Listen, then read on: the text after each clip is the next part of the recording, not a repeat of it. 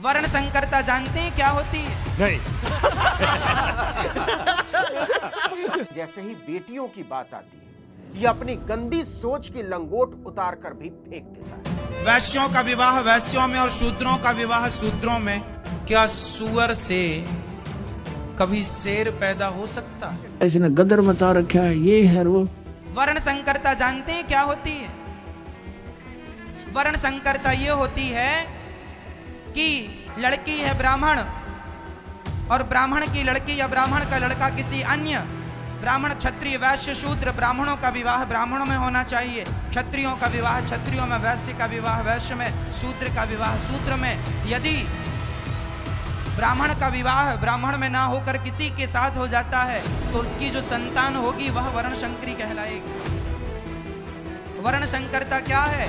वह संतान आने वाले भारत के लिए नुकसानदायक। उसी तरह ब्राह्मण, क्षत्रिय, वैश्य चार लोग हैं, यदि तुम एक दूसरे से क्रॉस हो गए तो तुम्हारी संतान दोगली कहलाएगी। ये गंदी नाली में रेंगने वाला वो कीड़ा है जिसकी दुर्गंध से नाक, और नाली का कीड़ा कितना भी चंदन भभूत लपेट ले उसके शरीर से सुगंध नहीं उठने वाली। विचारों की गंदी नाली में रेंगने वाले इस कीड़े की हिम्मत देखो। अपनी पसंद से शादी करने वाली औरतों को रंडी कहता है और 25 साल की लड़कियों को कई जगह मुंह मारने वाली। लड़कियां लाते हैं 25 साल की। अब 25 साल की लड़की 4 जगह वो मुंह मार चुकी होती है, सब नहीं पर बहुत।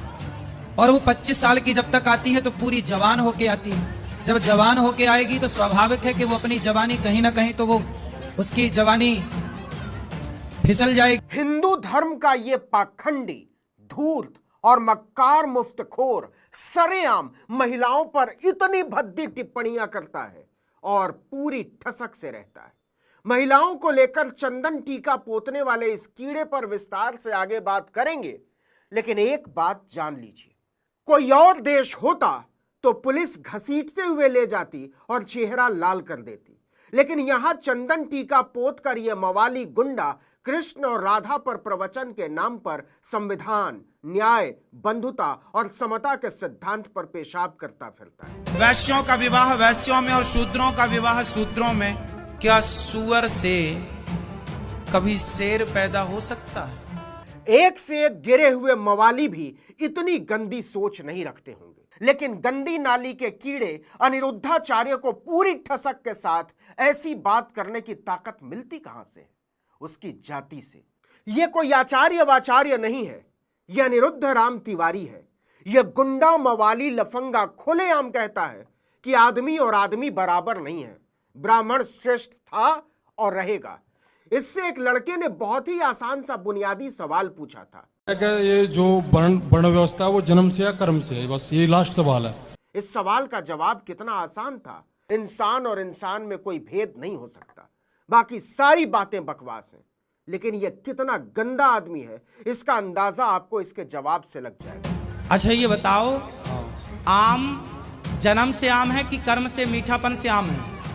आंवला जन्म से आम है कि उसके बाद में उसके विटामिन प्रोटीन के माध्यम से उसे आंवला नाम दिया गया? आम, बेर, अमरूद, ये जन्म से अमरूद है कि बाद में हुई? गंदी नाली के इस पाखंडी कीड़े को आम और इंसान में, अमरूद और इंसान में, बेर और इंसान में कोई फर्क समझ में नहीं आता। और इसकी तमाम गंदगी को दरकिनार करते हुए भक्त कहता ये नाम बाद में दिए तो ये मवाली उसकी खिल्ली उड़ा। आम, बेर, अमरूद, ये जन्म से अमरूद है कि बाद में हुई? बाद में। हाँ बताओ। ये लंपटाचार्य यही नहीं रुकता, साफ कहता है कि देखो ब्राह्मण तो ब्राह्मण ही रहेगा और दलित, पिछड़े, आदिवासी जन्म के आधार पर उसके नीचे थे, हैं और रहेंगे। आम, बेर, अमरूद, ये जन्म से अमरूद है कि बाद में हुई? बाद में। हाँ बताओ। आम जन्म से आम है कि बाद में आम हुआ? जन्म से ही आम है वो तो। हाँ, और क्या? वो तो उसी प्रकार जन्म से ब्राह्मण ब्राह्मण, जन्म से क्षत्रिय क्षत्रिय, जन्म से वैश्य वैश्य, जन्म से शूद्र शूद्र है। आपको लग सकता है कि ये लंपटाचार्य इतना ही तो कह रहा है कि जातियां जनजात हैं और उनका अतिक्रमण नहीं किया जा सकता, लेकिन जैसे ही बेटियों की बात आती है ये अपनी गंदी सोच की लंगोट उतार कर भी फेंक देता है। वैश्यों का विवाह वैश्यों में और शूद्रों का विवाह शूद्रों में। क्या सुअर से कभी शेर पैदा हो सकता है? गाली के इस गंदे कीड़े की बजबजाती हुई सोच का अगला हिस्सा सुनिए। क्या सुअर से कभी शेर पैदा हो सकता है? फिर वैश्या है जिसका कोई नियम नहीं है, और तुम अच्छे घर की बहू बेटी हो, कल को तुम मां बनोगी। लड़की ब्राह्मण है और पिता शूद्र है। अब जो तुम्हारी औलाद होगी, संतान, तुम उसे क्या नाम दोगे? इतना ही नहीं, ये मवाली, ये टपोरी कहता है कि अगर ब्राह्मण लड़की किसी गैर ब्राह्मण को अपना साथी चुनती है तो उसकी औलाद अनिवार्यतः छोटी सोच वाली होगी, कम बुद्धि की होगी। वो ब्राह्मण कहलाएगा कि शूद्र कहलाएगा? बताओ। ना वो पूरा ब्राह्मण हुआ, ना वो पूरा शूद्र हुआ, वह हो गया वर्ण संकरी। वर्ण संकरी का मतलब विचारों की संकीर्णता, छोटे विचार वाला, छोटी बुद्धि वाला। इसने गदर मचा रखा है, ये है वो। क्योंकि पहले व्यवसाय परंपरागत होते थे और उसी परंपरा में विवाह होना इसलिए कंपलसरी था क्योंकि जैसे जाट की लड़की और कुम्हार का बैदी, तो जाट का व्यवसाय कुछ और है और कुम्हार का कुछ और, जाते सारे बर्तन फोड़ेगी। और कुम्हार की लड़की कुम्हार के ब्याही जा तो उसको पहले ट्रेनिंग होती है उस काम की, वो ठीक जाते ही रलमिल हो जाती थी। इसलिए हमारा विवाह अपने वर्ण में ही अपने होना कंपलसरी था, अनिवार्य था उस समय। इसी तरह किसान की लड़की किसान के ब्याही जाती थी तो वो काम से पहले ट्रेंड होती थी, झगड़े ना बढ़ते, काम खराब नहीं होते थे। तो अब इस समय बदल गया है, व्यवसाय भी काफी बदल गया है, तो इसमें अगर इंटरकास्ट शादी होती है तो कोई दिक्कत नहीं, क्योंकि हम मनुष्य हैं, हम एक पिता के बच्चे हैं और हमारा एक ही उद्देश्य है, यहाँ से मोक्ष कराना और सतलोक जाना, वहाँ कोई झगड़ा ही कोई नहीं। तो इस प्रकार हमने इस काल के जाल को काटना है, हर तरह से इसको कंडम करना है, सच्चाई को ऊपर लाना है। तो इसलिए ये विद्या जो थी ये सीमित होकर रह गई और परमात्मा ने ये इसलिए आपको नहीं आने दिया आप तक, क्योंकि वो पीक टाइम नहीं आया था, प्राइम टाइम नहीं आया था जिस समय आपको पार करना था। वो कब करना था? परमेश्वर ने काल से कहा था, जब काल की और परमेश्वर कबीर जी की गोष्ठी हुई थी प्रथम सतयुग में, जब सारी बात हो गई कि आप किस लिए आए हो सतलोक से, अपने परमात्मा ने अपना रूप बदल रखा था, अपने पुत्र जोगजीत का रूप बना रखा था। और ये जो काल है ये भी उस परमात्मा का 17वां पुत्र है, ये उसका 17वां पुत्र है। और इसने वहां गलती कर दी थी जिस कारण से इसको निष्कासित कर दिया। हमने भी गलती की थी, जितने भी प्राणी, चींटी, हाथी, मकोड़े, कीड़े, पशु पक्षी, ब्रह्मा विष्णु महेश और हम राजे महाराजे, ये सभी वहीं रहते थे सतलोक में। एक जैसा वहां पर हमारा शरीर था, एक जैसा खान पान था, एक जैसा सुख था। तो हम अपनी गलती से इस कंगाल के साथ आ गए। यहाँ कुछ भी चीज पूरी नहीं, हर समय हर एक चीज का अभाव रहता है। मार मार एक रोटी का काम पूरा ना होता सारे जीवन में जीव का। पशुओं ने देख ले, उसके पीछे भाग रहा है उसको खाने के लिए, हिंसक पशु जैसे पशु हैं दूसरे शाकाहारी, वो सारा दिन घास चर चर के खाएं जार निकालें जार, खाएं जार निकालें जार, मर जाओ। क्या यही जीवन है? सतलोक में सारी सुविधाएं हैं, जो खाओगे वही बॉडी में हजम होता है, ना कोई टट्टी ना पेशाब, उसमें कुछ नहीं होता। ऐसा गजब का ना कोई, अब सोता उठते आदमी फ्रेश होता है, फ्रेश होते सबसे पहले टट्टी मास दे है। तो यहाँ तो ऐसा ही रहेगा। तो वहाँ चलेंगे हम जहाँ सारा सुख है, इतना सुंदर शरीर कभी व्यर्थ नहीं होते, वहाँ कोई बकवास नहीं आती, मन में दोष नहीं होता। जब आत्मा निर्मल हो जाती है, विकार होते ही नहीं, बकवाद करने की इच्छा ही नहीं बनती। तो ज्ञान से अब परमात्मा ने ये शिक्षा इसलिए दी हमारे को कि हम जो मैं बताऊंगा, परमात्मा के ने कहा था कि जो ज्ञान हम देंगे फिर हम अपना एक दास भेजेंगे। वो तो ज्ञान परमात्मा 600 वर्ष पहले सतगुरु रूप में दे गए थे, कबीर भगवान, कबीर वाणी के माध्यम से। कबीर सागर, कबीर बीजक, कबीर शब्दावली, कबीर साखी, इस तरह उन्होंने कई भागों में बांट रखा है, बाद में प्रिंट करने वालों ने। बाकी ये सभी कबीर वाणी है। जिसके विषय में गीता अध्याय नंबर 4 के श्लोक नंबर 32 में कहा कि वो परमात्मा स्वयं अपने मुख कमल से जो ज्ञान देता है उसमें यज्ञ यानी धार्मिक अनुष्ठानों की जानकारी विस्तार के साथ बताता है और उसको जानने के बाद सब कर्मों से मुक्त हो जाता है। चौथे अध्याय के 34वें श्लोक में कहा कि उस ज्ञान को तत्वदर्शी संतों के पास जाकर समझ। तो कहने का भाव यह है कि परमात्मा ने 600 वर्ष पहले आकर ये तत्व ज्ञान बताया था।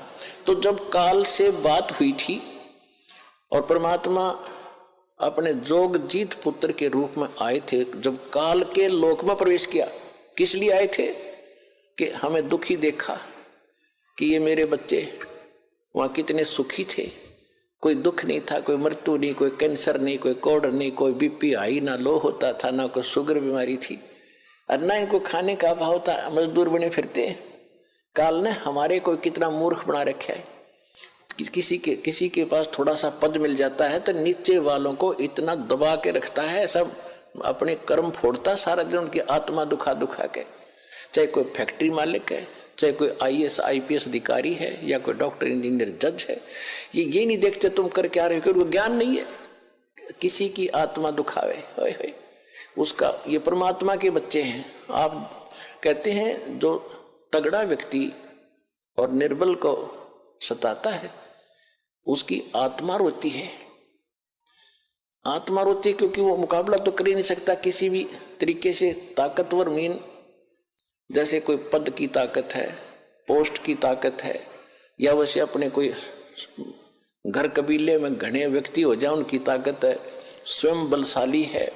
तो इस तरह का व्यक्ति गरीबों को सताता है, अपने से नीचे वालों को इतना तंग करता है कि जितना वो कर सकता है बिना ज्ञान के।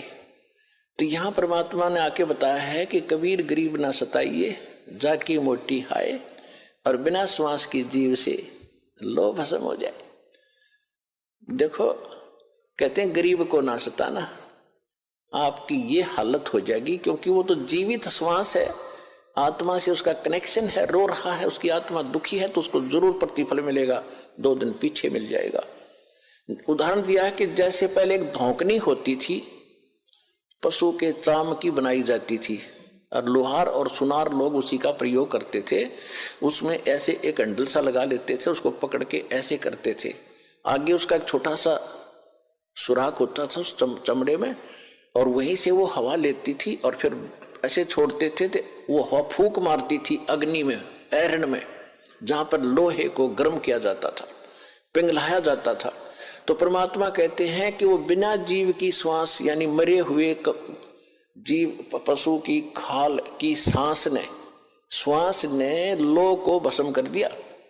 और ये तो जीवित सांस है, आहे जो आए है, कहते ये गरीब ने ना सताइए, जाकी मोटी हाय, और बिना जीव की श्वास से लो भस्म हो जाए।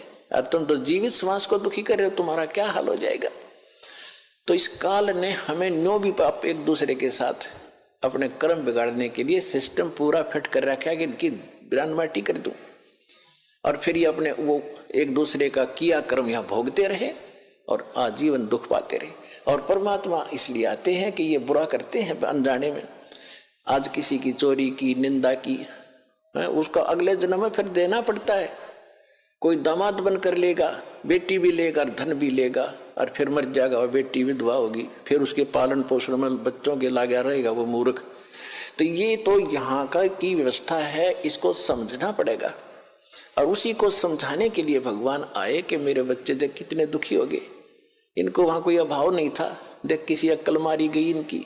तो जिस माता पिता के बालक बिगड़ जाए किसी कारण से भी, उसको चैन नहीं पड़ता जब तक उसकी पार बसाओगे। न सोचेगा ये कभी सुधरे और वापस आ जा, और फिर मैं सीने से लगा लूँ, इनको सारी संपत्ति दे दूँ, मैंने क्या करना है। तो वो हमारा पिता है। हम गलत आदमी इस काल के आके फंस गए। ये गंदा आदमी है, ये कति झूठा कपटी, हर तरह से हमें मूर्ख बनाकर यहाँ पर फांस रहा है। इसको श्राप लगा 1 लाख मनुष्य शरीरधारी प्राणियों का आहार करने का, इसलिए हमें पाल रहा है।